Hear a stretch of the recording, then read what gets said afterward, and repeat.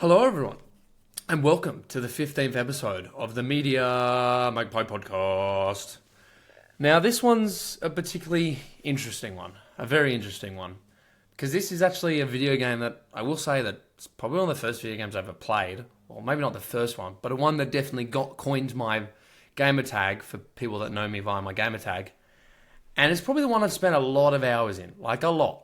It's one I've definitely gone back to with updates and everything, and it's just an all-round really interesting game. And that game would be a special game called Minecraft. Now, for those of you who haven't heard about Minecraft, it's, to sum it up because we are going to get fully into it, but to sum it up for this little bit, it's a sandbox, do-it-yourself, go and explore, survival crafting game. And I don't know, just the simplicity of it, of being able to build your own stuff and do whatever you want, it's exciting, it's fun. And that's why I think it's so popular and people love it.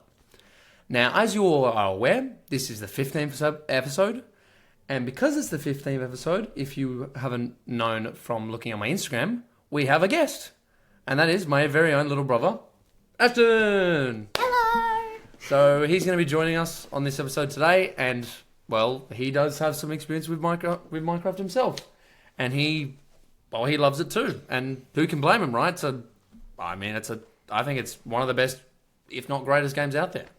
So there's a lot of games. That's a big statement to say. But let's get into sort of about this game more. So this game initially released in 2009, and it was sort of a public alpha. So it wasn't initially fully released. They released it in alphas, sort of getting people to test the game, a feel for the game. And it's been out for a long, long time now. 2009, like what's that? That's, I can't do the maths in my head. How many years is that, do you think, Ashton? 2009 to 2025. Yeah, look, it's fine. We don't have to do the maths. But if you can think about it. Hold on to that. But it's been a long time. And they've done so many massive updates, so many different things. I remember when I first started playing on 1.2, they only just first introduced iron golems. Which, for people now who play the game, iron golems have been around the game forever. So that's insane. So iron golems were only a first thing when I first started playing. And now there's the whole Nether, there's the Nether biomes, there's everything. And I'm going to get all into that. And where you can play this game, you can play it on any platform, really. It's available on PC, consoles, which includes Xbox, PlayStation, Nintendo Switch. It's available on mobile devices, and it's also available in VR. If you want to just, actually be in the world of Minecraft, you can have your headset, and as it's doing, you're just swinging like an actual pickaxe in VR, which I've done. And it's insane, and it's fun. Again, I do like the flat screen version because being in VR is a bit sweaty and smelly. Ashton probably knows he's seen me sweat. So now we'll get into the game modes of Minecraft. So as I said, Minecraft is a survival game and sandbox at its core. And with that, there's a survival mode game mode, which players gather resources, craft tools, fend off enemies, while also trying to manage their health and hunger. Because it's a basic survival game. You have health, hunger, you have to make sure you do inventory management, but it's all the basic type of stuff for that. It's not too complicated. It's pretty kid friendly, and I feel like that's why it's so popular, because the kids love it. They play it a lot, and we'll get into it. There's a lot of obviously YouTubers that kids love and follow and love the game for it. Now, other than it being just survival mode, there's also creative mode, which allows you to have unlimited resources, the ability to fly, and allow you build anything freely. Which I know, Ashton, you've probably spent a lot of time creative, building a lot of stuff. I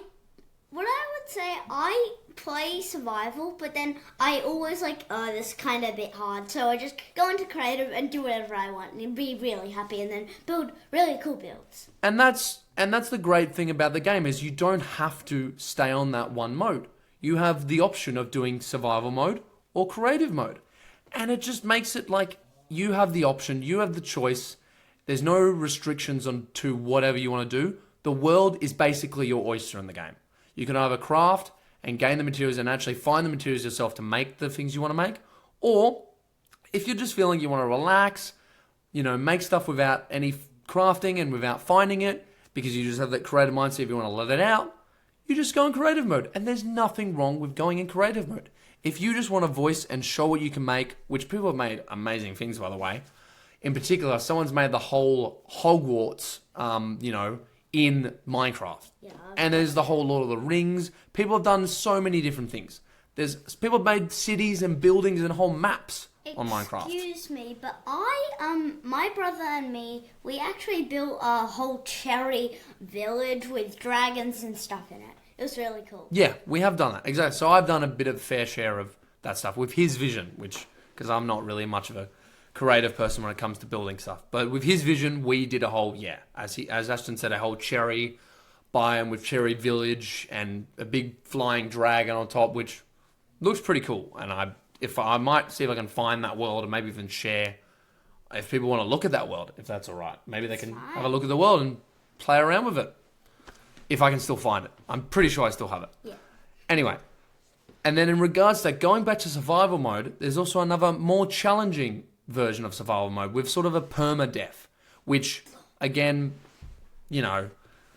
people might not want to do, especially particularly kids, but if there are people really up to the challenge and have played the game and mastered survival mode, it gives them more of a challenging version to feel like there's a bit of a step up. And again, I haven't particularly myself done too much of hardcore. I don't think you have, Ash, which is fine. I've done it a few times, and it's hard. I do die a lot in my Minecraft worlds, and it could be particularly sometimes from me falling too high. So I've gotten better though. I've gotten really good at doing bucket clutches, as maybe people would see from the movie. I will mention, which we will talk about the movie. Don't worry. As much as we're talking about game, the movie is also included. With the whole meme of the, water bucket release, that is a real thing in the game. You don't say the words water bucket release, though. You actually just chuck the water bucket, and it doesn't release. You have to land down and then chuck it. So the movie got it wrong, but it was for comedic effect, and it was funny. Anyway, we'll get back to the movie. We're not talking about the movie now. We're talking about the game. So with hardcore mode, it's sort of more challenging. Makes it more, maybe say, fun for people who feel like the game's gone a bit stale with this survival mode. So it gives people that extra choice.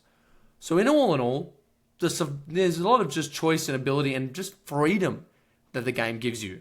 And it's just lovely. It's a lovely thing. And I think a question I want to ask Ashton, I think I know the answer to, but for the viewers, Ashton, what would you say is your favourite sort of game mode, you would say? I would say it's probably creative. Yep. And then maybe I would say, definitely survival and creative. But talking about game modes, I know there is spectator mode. You can play games all in that mode, and you know how you can do different flat and all of those. Guess what? This one, if you press the Alt key on your keyboard, it goes into a different world where you can see every block in every way possible. It's really cool. Which again, and he's right with that, where you can see every single block that they've made while there's a certain, where you press the Alt key and then you set up a world. I actually didn't even know that. He taught me that, which is crazy. So there's stuff that I've actually learned from him that I figured out. So, and again, with that, speaking about the spectator mode, something I didn't forget to mention, there is an adventure mode, which is designed usually most time for custom maps, because there's restrictions on breaking blocks in adventure mode. So usually custom, let's say people make maps to the game, map makers, and you go for the maps. They might be scary maps, they might be fun maps, they might be movie maps. And adventure mode usually is used for restricting people breaking those maps, so then it doesn't ruin the experience. Because they set up the maps in a way you can still venture out, you can still find levers to get through the maps, but you don't want to break. But they don't want you to break blocks and get out of the building. So because they don't want to make everything in bedrock, because you can't break that, because then that just doesn't look appealing. They want to make it look good. So adventure mode is usually designed for that type of thing. Forgot to mention that. Anyway, enough about the game modes. Let's talk about the game mechanics of the game. The juicy stuff. The stuff that makes the game work, really. The mechanics. So the mining and crafting, hence the name Minecraft. So when you start off, again, the whole point of, being in survival is you craft materials. And you start off with collect materials like wood, stone, and ores to create tools, weapons, and structures. And you might make a basic dirt house, you might make a basic wood house, or you might just be extravagant and do what you want. Me personally, I always like to start my places and just make a little mine house. So I'd mine through, make a little sort of cave house in a sense, and just set up base there, set up shop, and then maybe later on down the line when I've got enough materials, make a beautiful extravagant house or structure or whatever. And I don't know about you, Ashton. When you first started Survival World, what's your sort of go-to house sort of thing that you would make? I would say I try to get spruce wood as quick as I can because it's my favorite type. Then I always try and make a cabin with, and then as well as this, I made a world with my really good friend. He lives across the road from me. We used to play Minecraft on this world, and we were on a mountain. Now we had this cabin house, and then his sister was above us, and we had this whole like big mountain thing. We would go down up to get materials, and then now I have diamond armor in it. It's kind of cool. So there you go. And look, and that's honestly one of the greatest things about Minecraft is the creativity and the amazing things. You can just choose whatever you want to build. You don't have to, there's no restrictions on building a stone house or just building wood. You can build whatever you want. But then in regards to mining and crafting, when it comes to nighttime, and particularly just in normal Minecraft when it's daytime, there are mobs. So the passive mobs in the game include like cows, pigs, sheep, squid, fish, you name it. There's a lot of mobs, and they've had it a lot over time. They've even recently added a copper golem, if I'm correct, or it's coming up. It's coming up, yeah. Yeah, it's not out yet. There's going to be a copper golem, and something that I just want to find funny, and I note to it, that when Minecraft revealed the copper golem in their videos, and this is just a personal, I will just say, they might have just got a certain person to reveal the copper golem, and I just thought it was a bit of a funny joke. I don't want to, and again, it was interesting, good on Mojang, that's what they chose, but I was like, okay, well, whatever, it happened. But we don't need to get into that, that's not a big deal, and it's not even relevant, but it was just something I noted, it was like, oh, interesting. Anyway, we'll get back off that.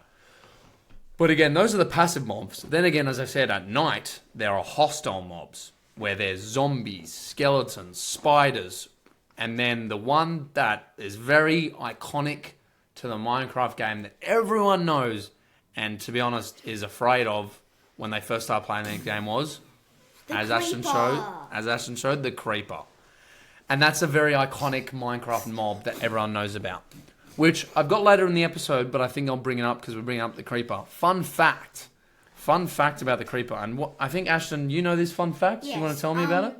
They were trying to code the pig, but they accidentally turned it into the creeper shape, and then they were like, this actually looks kind of cool. So then they made a hostile mob, and then they added a different texture, and then that's how they made the most iconic mob in all of Minecraft. So it wasn't by design. It was completely accidental, as Ashton was saying. And this is more the actual. This is what he means by that is they actually originally originally supposed to be a pig, but because of a coding error, it resulted in the iconic shape of the creeper. So it was on their behalf the coding error made it the wrong shape, and they're like, oh, that's not what a pig is really designed to look like. But then they're like, hang on, maybe we can roll with this. Maybe we can figure something out of this. And then out came the iconic creeper that we all know and love.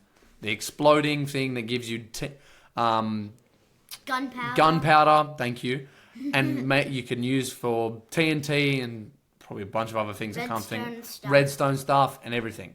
So it's pretty crazy that, one of their well-known, mobs is a mistake, in a sense. Well, and I feel like, you know what, there's always a saying that Bob Ross used to say when he ever did his streams, it's a happy little accident.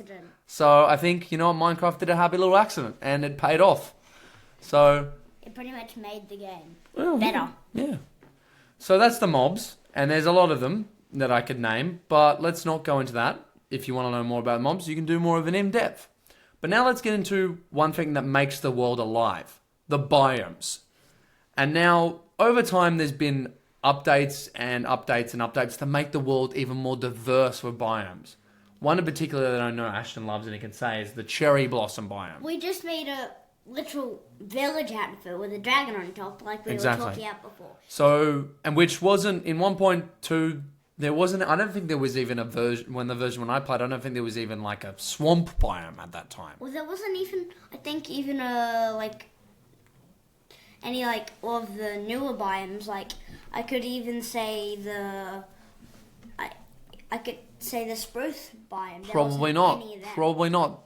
Again, I don't think Not even even much of the... birch. Yeah, I don't think even much of the wood was the new varieties of wood were in there. Because as much as there's also the new biomes, there's also new blocks that come with the biomes as well. And particularly with the forest, you get oak forest, birch forest, spruce forest, a jungle which has jungle wood, and all that type of stuff, right? But the one thing that makes this game, and they've improved upon, they've added more and more and more, is the biomes.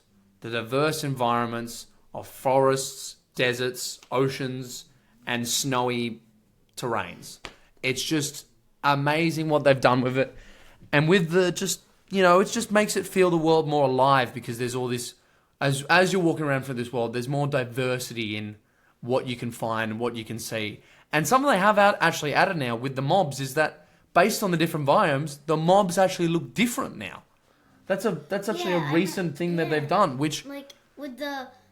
if you might have not known, but they added a creaking pretty close, and there's like a mob like you pretty much can't really kill, only if you can find its heart inside of the tree. So it's like only in that biome. It's really cool. And one of the things that people definitely made a connection to if they're a big Doctor Who fan is the creaking is sort of like a weeping angel.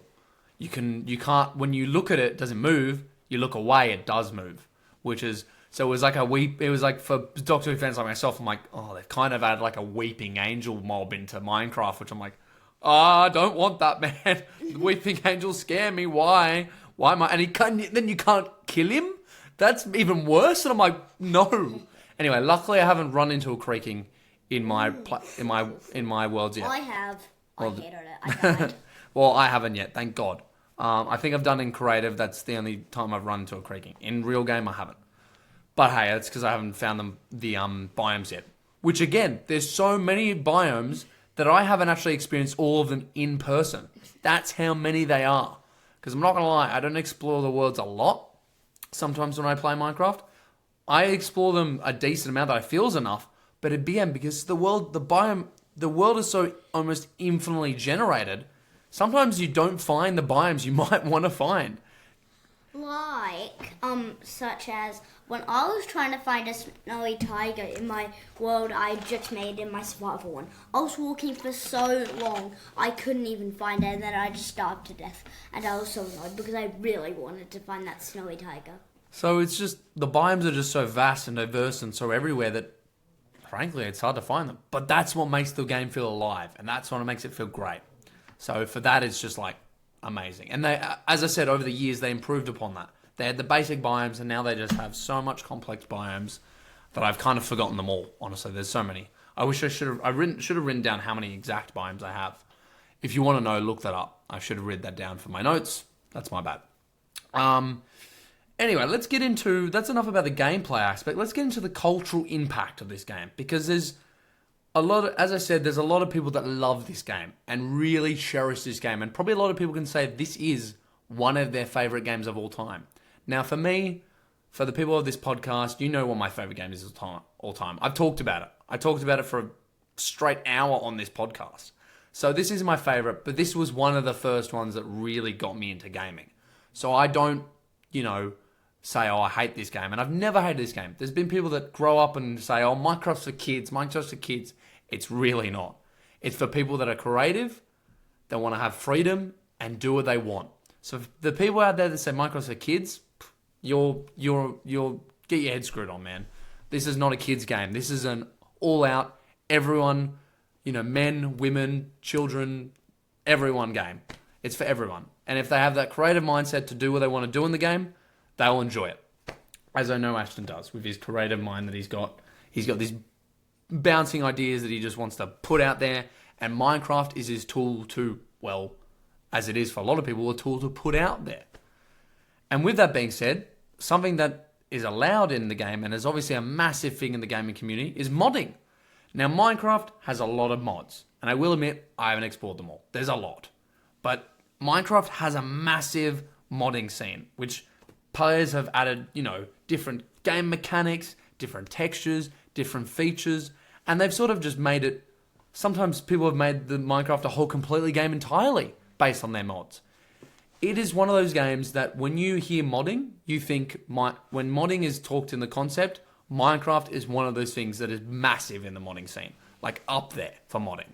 Up there with like Gary's Mod, which in the name has mods. Gary's Mod. So it's just a big... And the following that people... And the mods that people make is just insane. Like people go all up there.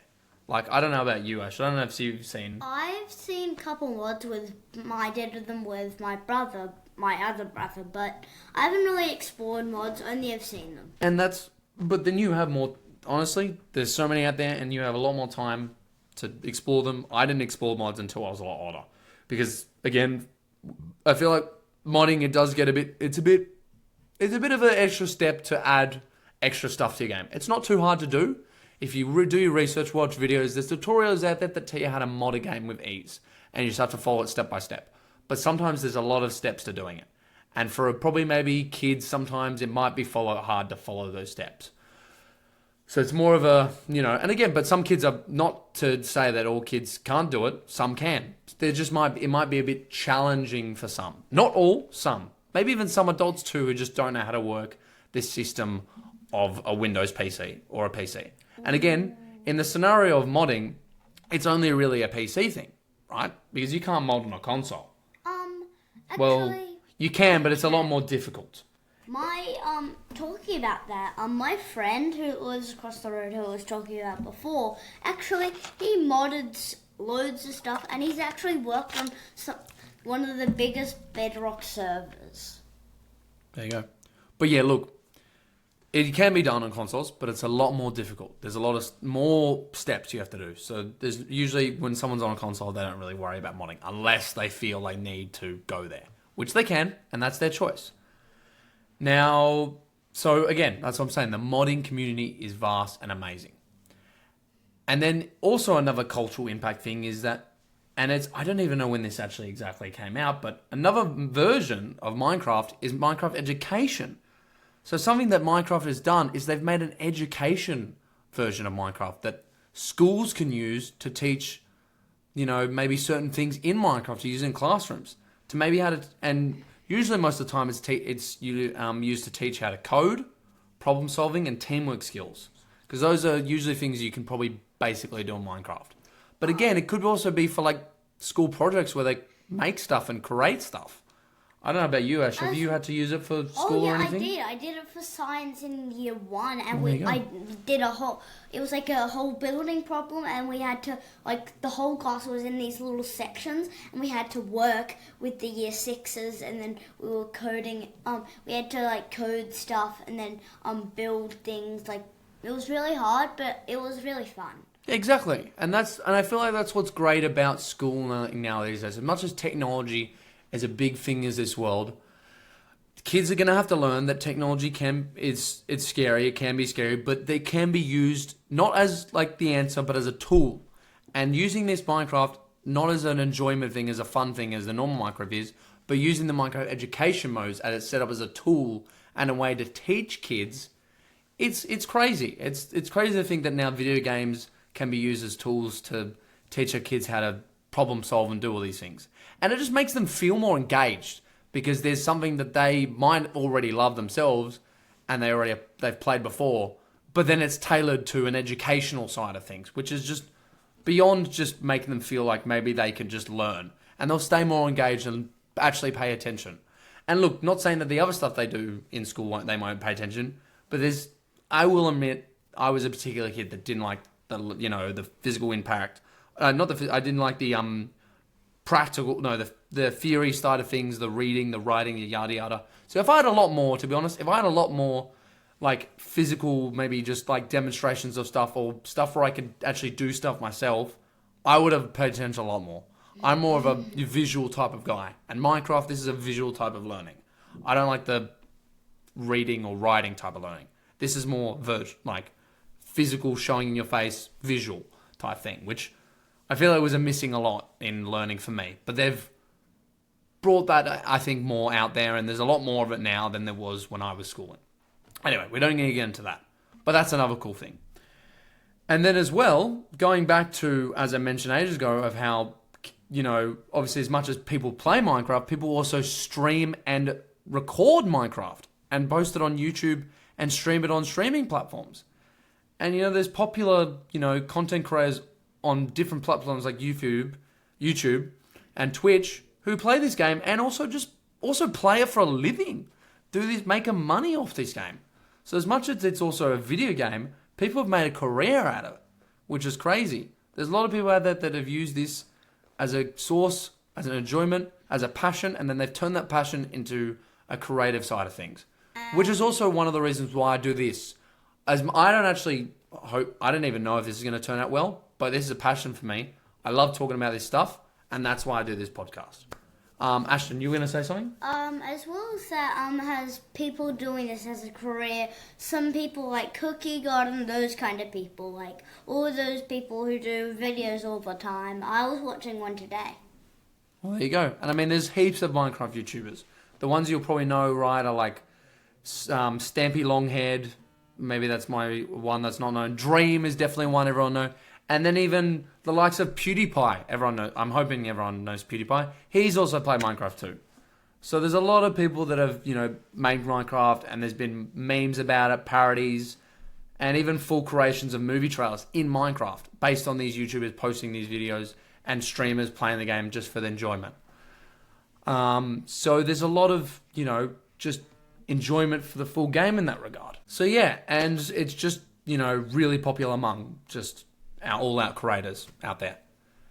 And then in regards to Minecraft, there's also something, and I'm not a particularly big fan of these, but there's also, as much as when something becomes big, and I'm fine with this part, the merchandise. There's merchandise Minecraft stuff, and of course there's shirts, plushies, all that, and they're always going to create stuff for something that goes that big. I'm fine with that. But there's something else as well. There's spin-offs, like Minecraft spin-off games, like Minecraft Dungeons, which is like an action RPG sort of game, or Minecraft Legends, which is like a strategy game, which I played Minecraft Dungeons, and honestly, I didn't mind it. It was actually okay. I actually enjoyed it for the time that I played of it.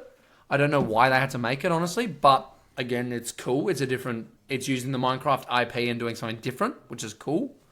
Minecraft Legends I haven't touched. I'm not really a big strategy guy, so I just haven't touched it. So no, there's also just other versions of Minecraft out there that are not like the crafting side of things and not the main Minecraft, but use the Minecraft IP. And that was to be honest, that was after the Microsoft bought Mojang. So they wanted to make a bit more money, so they did some extra stuff. Which on them, fair enough, whatever. So that's sort of the cultural impact. And there's a big cultural impact. Like a lot of people, again, as I said, a lot of people love this game, play this game, stream this game, and even just outright mod the game and do whatever they want. So it's an alright, Minecraft has a massive community, very massive. And it, to be honest, keeps growing and growing with how many, obviously with the world of how many people we have on our planet, with people finding new things about Minecraft and then maybe watching YouTube videos and learning about the game and going to their parents, hey, can I get this game? And then they get it. So it's ever growing and it's amazing. I wish I knew the exact sales of how much Minecraft sold. Hang on, I want to quickly look that up. I should have that in the notes, but I'm going to quickly look that up, and I'm going to admit that is something I should have looked up.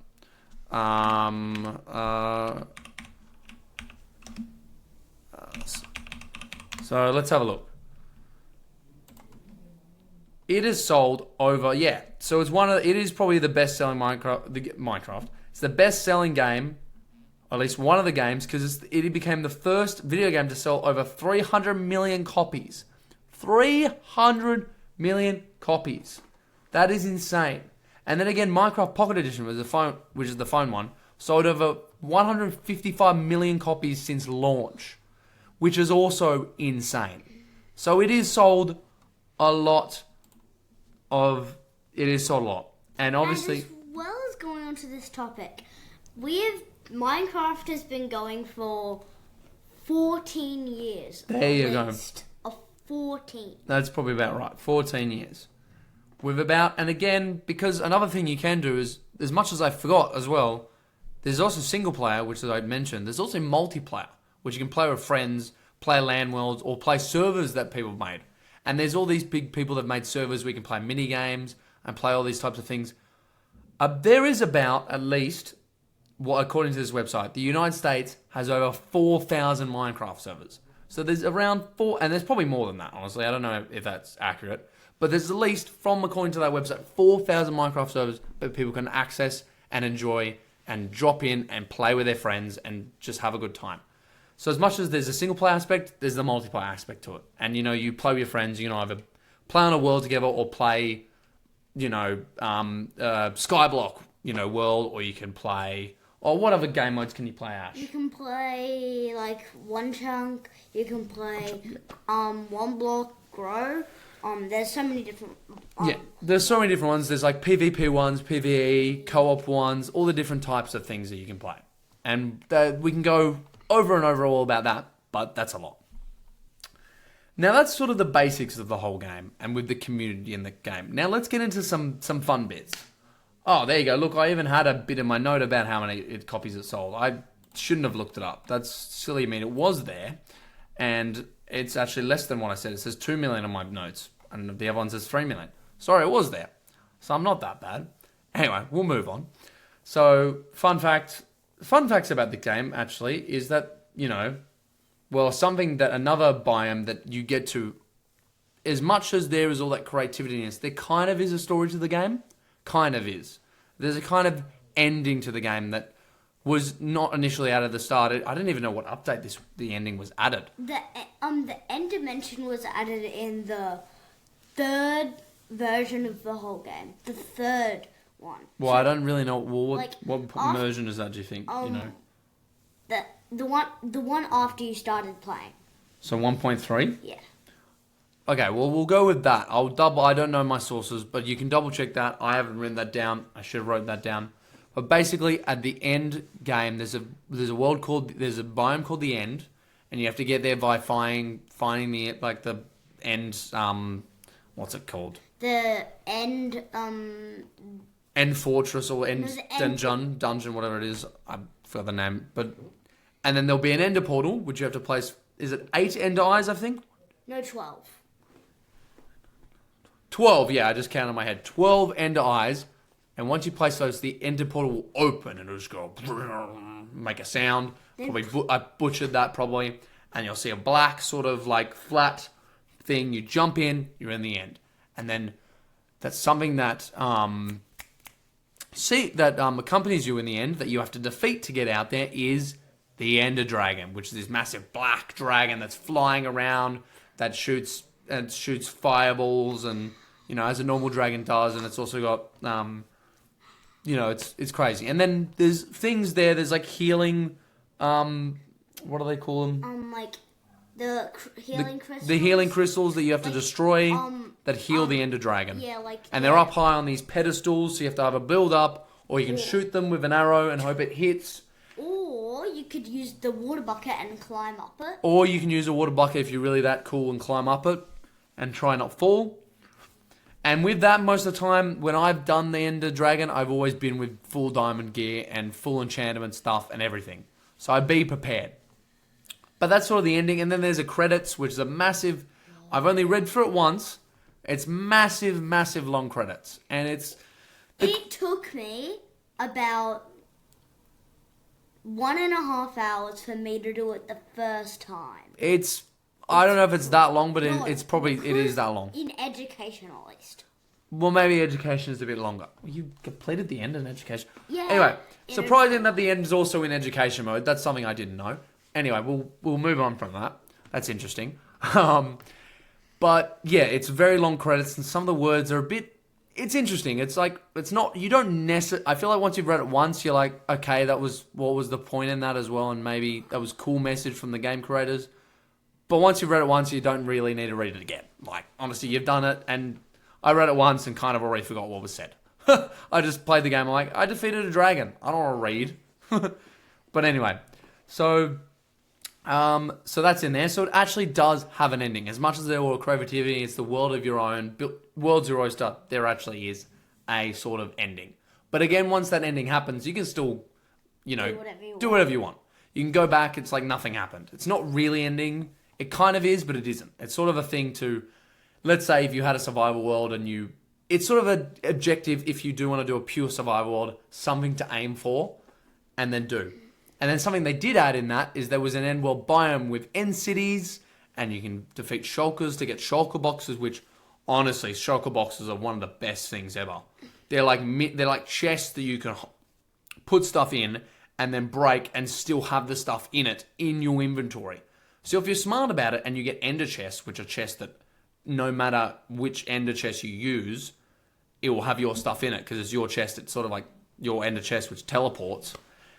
If you use the ender chest and then have an ender chest full of shulkers, you just have unlimited amount of storage.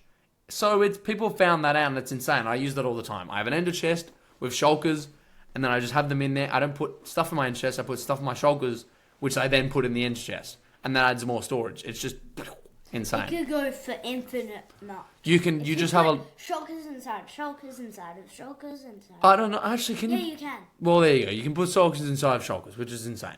Anyway. So that's one cool thing about Minecraft. There is a sort of kind of end to it.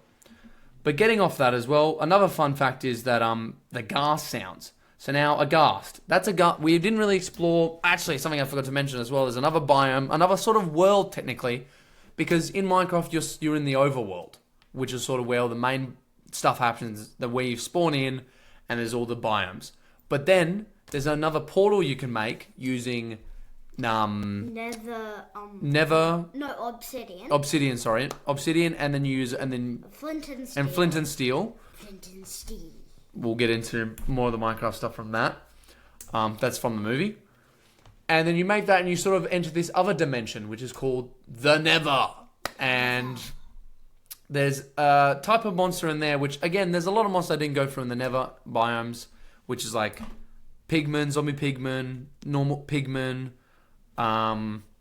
There's wither skeletons, all these different types of mobs. So I did actually miss that. And for Minecraft, fans screaming at me like, Connor, you missed out on a world. I'm sorry. I'm bringing it up now. Here we go. But something that is interesting about a ghast, which is this flying sort of ghostly thing with tentacles at the bottom of it, and it shoots fire, which then you get an achievement for blocking it and killing it with its own fire, which is a fireball, which is sick. The eerie sounds made by the ghast actually comes from a sleeping cat that was accidentally recorded by a Minecraft music producer. And they sort of just went along with it and added that. And it works. It's a pretty creepy sound. And it's an interesting sound coming from a sleeping cat, might I say. But there you go. So, yeah, looking back at it makes sense. So, yeah. And then another sort of dimension that was actually going to be added as well as another fun fact. There was actually in the works for the game to be a sky dimension. So there was once a plan to add a sky dimension, which would have been the opposite to the Nether, as I mentioned. And as well as that, it was going to be called the Aether dimension. Correct. And you would have used it with glowstone, and then with a water bucket, it would turn into a water thing, and then you could go into the sky pretty much. Which people added mods to actually make that happen. But it was actually going to be in the vanilla version of Minecraft. Vanilla meaning the non-modded version of Minecraft. But instead they scrapped the idea and rebranded it as the End, which is what we know as the dark, fitting, referral to the end, referring to the end of the game, home to the Enderman and the Ender Dragon, which is it basically swapped it up and they just went to an ending version of it. Which, looking back on that decision, I think it was still good and they've improved upon the end. But I would have liked to have seen a sort of sky dimension in the original game. That would have been cool. I wish if they just kept both dimensions, all three of them, they added all three. That would have been pretty cool. It could have been cool. But look, there's mods that can do that. So if you wanted to do that, mods are out there that you can have that sky dimension, which is cool. So many different arms and all that stuff. And then here's another fun fact as well. Out of all the mobs in this game, one of probably the fastest, if not the fastest mob in the game, is the baby zombie. So there are baby versions. Well, I think, is there any other baby versions of any mobs really? Oh, there's baby pigmen. There's baby husks. Baby husks, which is like a kind of type of zombie. It's like all of the main because there's no baby creepers. They're just normal creepers. That's the baby creepers and baby skeletons and Are baby not a thing. spiders. And not a thing. Those are the only ones that don't have a baby. Which But I think baby spiders would be cool. Because, Yeah. like, you have little spiders just crawling around. I mean, I would be more creeped out Yeah. if that was the case. Maybe Minecraft, take notes. Microsoft, sorry. Well, Mojang, now owned by Microsoft. Take notes. Maybe put little baby spiders in there. I actually would be really scared. I'm not a big fan of spiders. Or at least... Little skeletons shooting at you. Oh, that would... I be- mean, they might just be cute, honestly. I wouldn't even be scared of them. Like, oh, look at the little cute skeleton. then Ah, you it like shot it. me. Ah. Yeah. Exactly that point, yeah. But getting to that, there is a baby zombie and it moves quick. Sometimes even I'm like trying to hit it and I'm like, whoa, it's going quick. I do manage to... I love as well another thing they added in the game that wasn't originally, the shield. And I just shield and I go back off. And I love the shield as well for the skeletons. Yeah. Like getting those arrows, not today. It's great because the skeletons can be annoying and they'll shoot at you. But now that you have the shield, you just block it. You block their arrow and then you just hit them or you shoot them back, whatever. Connor. Whoa, okay, don't shoot me. So that mob can be very annoying by how fast it runs. And something that probably people know the baby zombie very well from, which we'll go into detail more about right soon, is the Minecraft movie with the chicken jockey meme, which a chicken jockey is basically a zombie on a chicken. Chicken jockey, kind of makes sense. And that was one of the big memes of the Minecraft movie. So in regards to that, let's get into the Minecraft movie. So all I want to say is I did watch the Minecraft movie, and at first, I will admit I wasn't pretty impressed with it. But then looking back on it, I realized the true meaning of the movie, and for what it is, it's a good movie. As a family-friendly kids movie, just putting a sort of thing on the big screen and just showing off the game and showing it a new way, it works. Story compelling wise, it's got a pretty bland story. So it's not really... But I feel like now knowing what it is and how memeable it's not been for the story. It was just to show off Minecraft in a new light, maybe even show it to a new audience of kids who have never seen it, never played it, and just show them what this game is.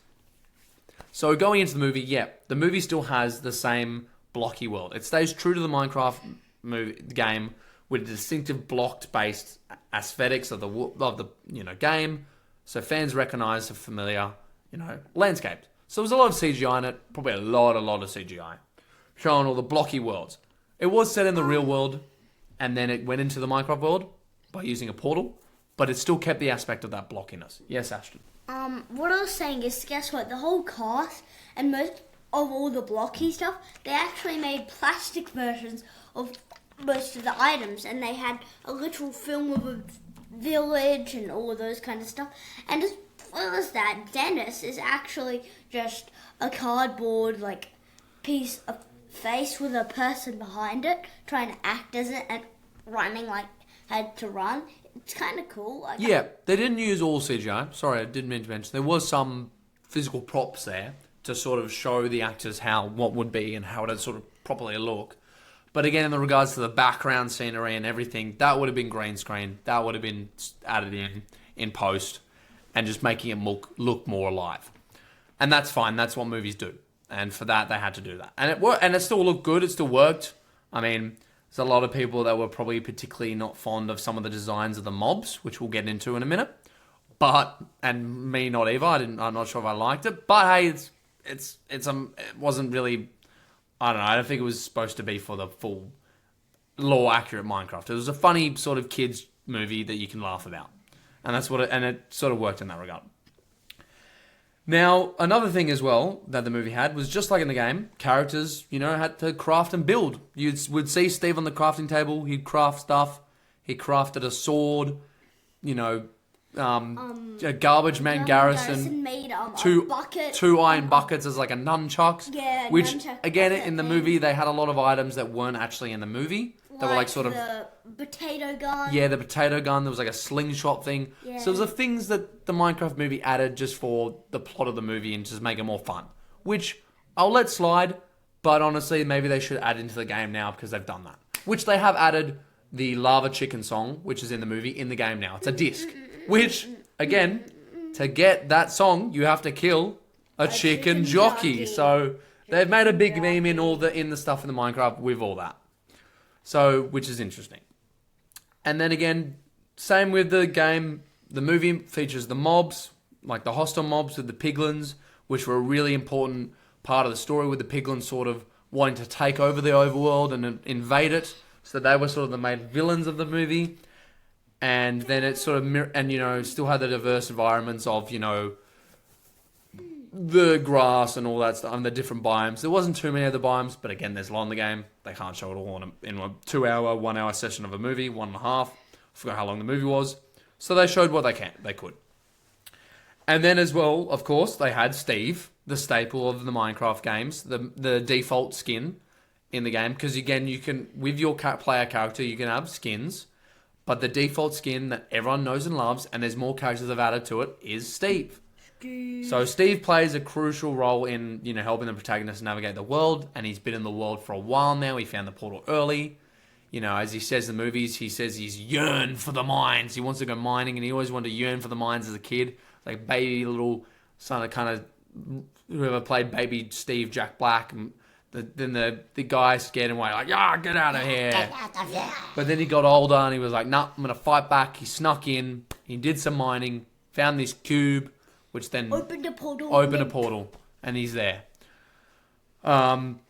Which again, as we said, portals are still a big thing in the Minecraft world. It's a key mechanic in the Minecraft allows people to travel between different dimensions, like the Nether. And in this movie, it's allowing the people from the real world, like Steve was, to travel into the world of Minecraft, because it starts off in the real world, and you see aspects of kids and the story that it has out with them in the real world. But then it transitions into the Minecraft world. So and again, as I want to say is, the movie was, I could tell the cast were clearly a blast making this movie. The energy sort of came onto screen. It was, you could see the pure energy that they had. Jack Brass, embracing his inner Steve, and you could see the sheer chaotic fun of, the mobs and the biomes, and it was all coming to life. It was just sort of, it had an undeniable charm to it. So, again, what I'll say is if you want to watch the movie, if you're coming to watch the movie for a deep, compelling story that is based on a Minecraft story, this movie's not for you. And we can admit that. Even Ashton, when he came out of the movie, was like, you remember you saying, what was the plot of this movie? What was the point? It's not really even a plan. They were just wanting to get back home. Yeah, that's really it.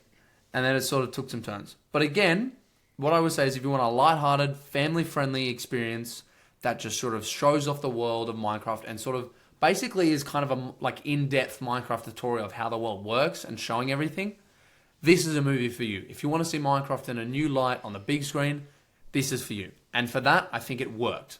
And kids loved it and enjoyed it, and that's what it was for kids. And then there was teenagers and everything watching and yelling out the memes, which we'll get into right now. So there was a lot of movie memes that came out of this movie.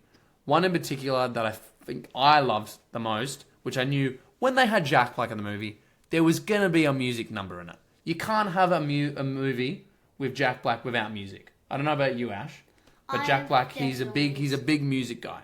He has a band called Tenacious D, which I've seen them live in Sydney, which was amazing, and they were lovely, the best concert ever. And he's known very well for a film called School of Rock, which is literally him being a music teacher. So he's a music guy. He's always been a music guy. So for him to be cast as Steve in Minecraft, we're like, okay, we know there's going to be him singing something in this game. And out came the song that became an internet sensation, which has been remixed and even created dance challenges. Lava Chicken. Steve's Lava Chicken. Steve's Lava Chicken is tasty as hell. And it got...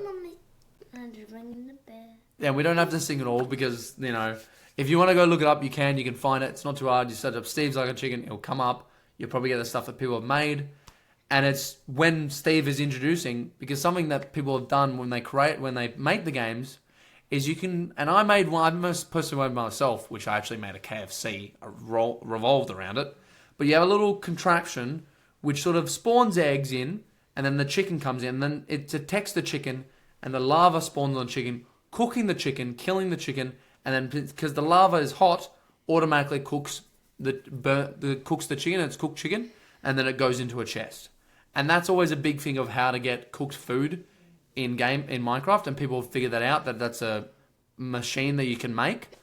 And they included that in the movie, because that's probably one of the staples of a classic machine that people do. The lava machine, the lava chicken machine. So they sort of made it as Steve's lava chicken, where he's introducing to his new friends that come into his world. And it's a restaurant which is specialized with lava cooked chicken. And it just became this big thing. So that was one of the memes that I thought I liked personally, and that was cool. And because, again, Steve, like, you know, Jack Black, he has to add music into it. And I think it was fine. I think it worked. I loved it. Now, there's a couple more memes I can get into. One thing I'll get to was I mentioned about the mobs and how people weren't, it's not really meme, but people were sort of just disappointed about the sheep design of how the sheeps looked. It kind of, you know, received mixed reviews, with many of them calling it one of the worst designs ever. And I can't sort of blame them for that. It wasn't particularly nice looking. Even the villagers looked a bit odd. But again, it was sort of because they're blocky, they're bringing it to the live screen, big screen, and it was going to probably look a little bit weird, the designs. So I think for what they were, it still worked. It was just a bit weird for us fans that know them as what we know them. So there were screenshots that went viral with fans joking about the terrible appearance instead of the usual cuteness. And it was just because usually people see sheep, they're cute in the game. But in the movie, they looked a bit, well, let's just say a little bit ugly. Would you agree, Ash?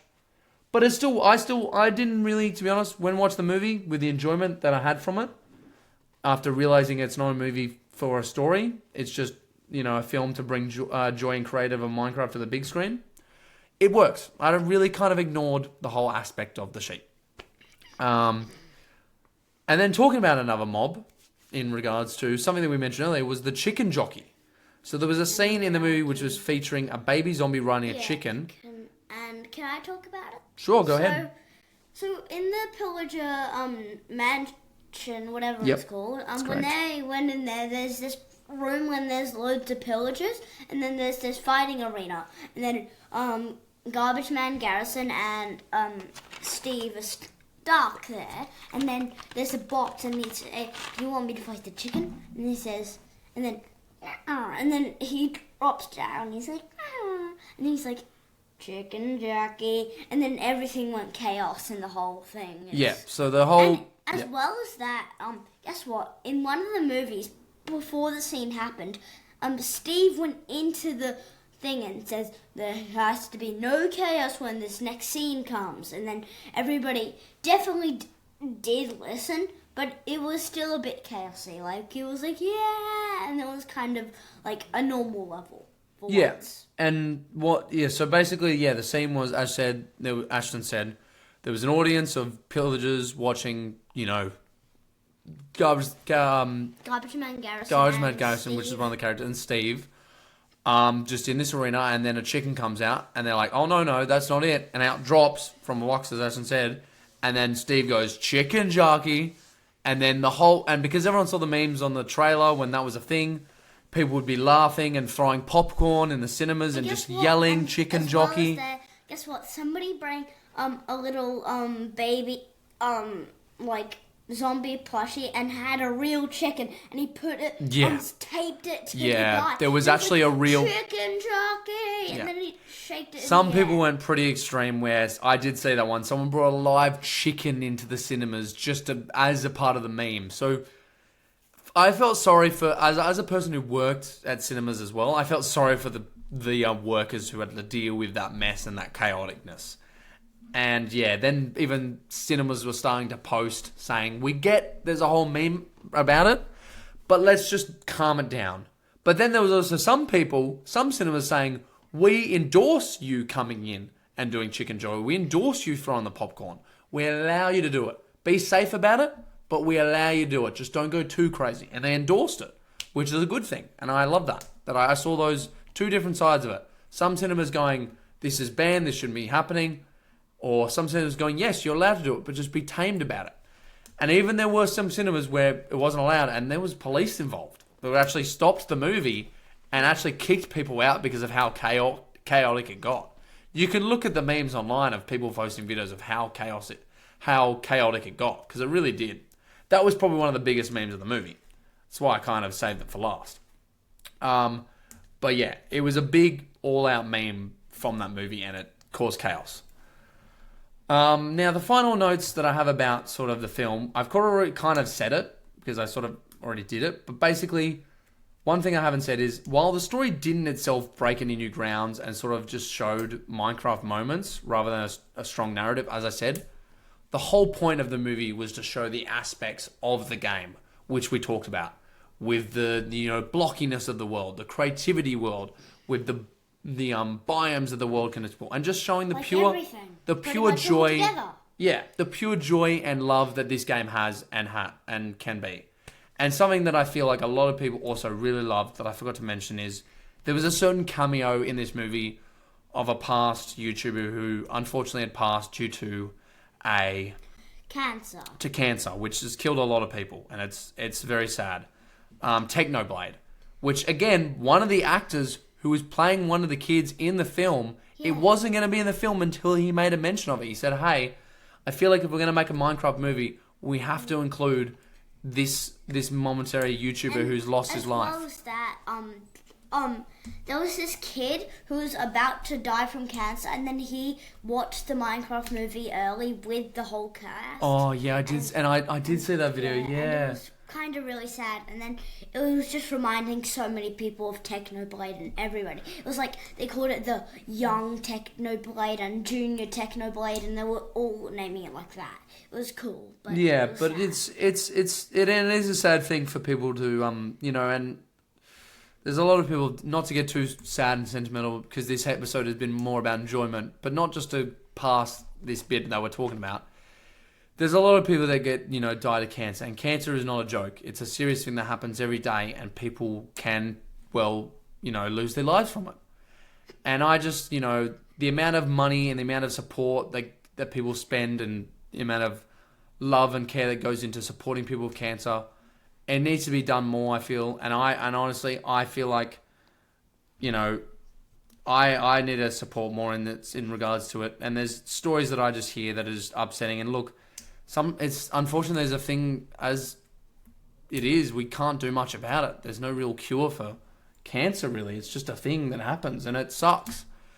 And it was just so good to see that in this movie, this sort of someone who is big in the Minecraft space, who had this, unresolvable cancer, who unfortunately died because of it, has got represented in a film in a context that he was known and loved for. So it was very great that was just added. And I really appreciate that out of all the love and enjoyment from the Minecraft movie, they mentioned that. And the way they did it as well, they're like, "Look, that boy, who's that? Well, what's that pig doing?" He's like, "That's not a pig. That's a legend." And I love that they said, "That's a legend right there."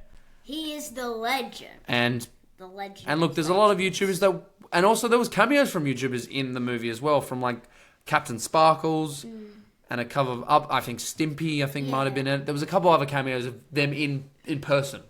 So there wasn't just that one. But as being said, this movie was amazing, and it just showed the pure joy and creativity and chaotic fun of the Minecraft world. And honestly, as a big fan of the Minecraft movie, I love that they have, made this film and just let, kids now explore this movie who have maybe never explored this world and see this in a new light.